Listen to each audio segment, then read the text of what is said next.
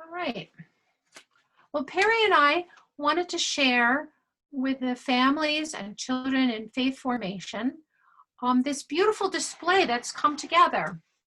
Arlene made this blanket with the Christmas trees and the bare trees around and the snow, and it made such a nice backdrop. And then as we talked about the festivals of light, we had all these different lovely props that look so nice together. So we wanted to share with you some more information about these special holidays. All these holidays take place at the cold time of the year in the wintertime, and they're all festivals of light.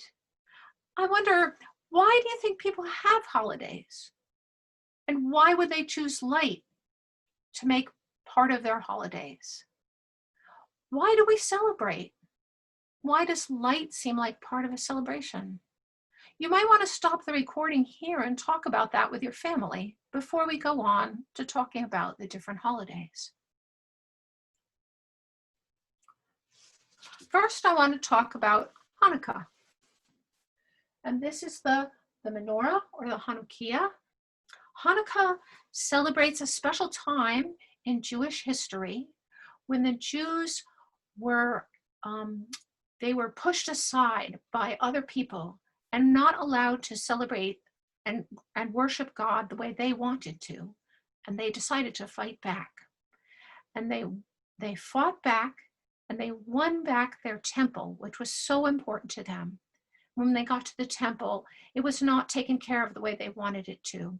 And so they needed to say special prayers and do special things to make their temple sacred again for them.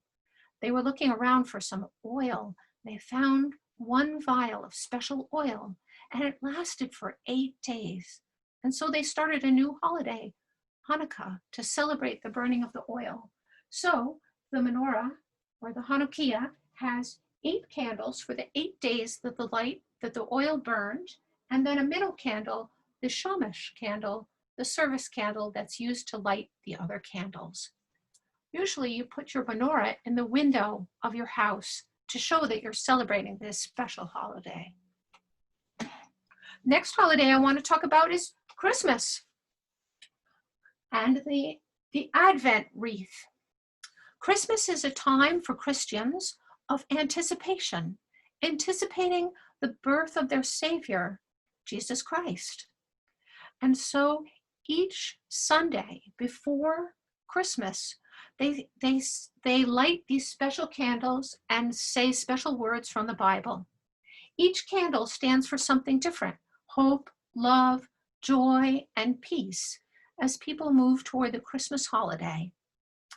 And so the Advent calendar is the Advent wreath is another way that people are celebrating light at a dark time of the year. If you went to India or Sri Lanka, Nepal, or other countries in the Far East where people are Hindu and Buddhist, you would find that people would be celebrating a holiday called Diwali, which is translated as a festival of light. And there they have lines of light, just like all these little tea lights that we have here on the table. There are lights in public places with electric lights that shine all over the place. People are so happy. They set off firecrackers and they eat special sweet and savory foods for Diwali. It's a special family time and a very happy time. And it celebrates different religious leaders in different traditions, in different religious traditions. So that's Diwali. And then the next holiday I want to talk with you about is Kwanzaa. Kwanzaa is a word that's from Swahili that means first fruit. And that the person who made up the holiday of Kwanzaa was thinking about the African harvest festivals. In 1966 is when Kwanzaa was first celebrated. And so it's a very new holiday. Diwali goes back thousands of years, but Kwanzaa just goes back about, a little more like 60 or so years. And with Kwanzaa, there's a Kinara, and the candles in the Kinara have 3 colors: Black is for the people. Red is for the struggle.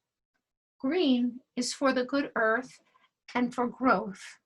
And each candle stands for a different special principle that are taken from African and African American traditions. One of them is called Ujima. And I know an organization in Boston in an African American community where they're working on cooperative economics. And that's one of the principles of Kwanzaa. The last holiday I want to talk with you about is the solstice.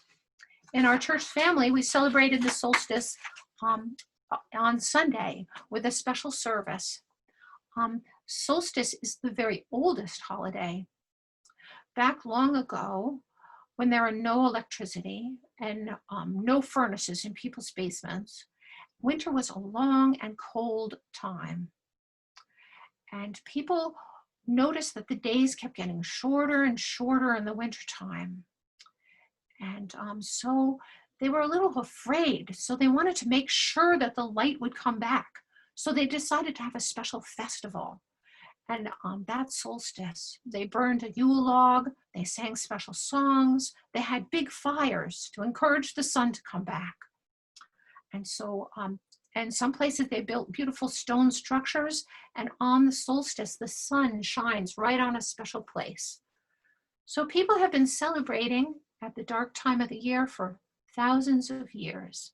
And we're part of all of that. We're part of that tradition. We're part of those celebrations today, and we'll be part of those celebrations in the future. Maybe you want to think more about light. We can have light on candles or lights when we turn on the light, but we can also have light in our heart. What does it mean to have light in your heart?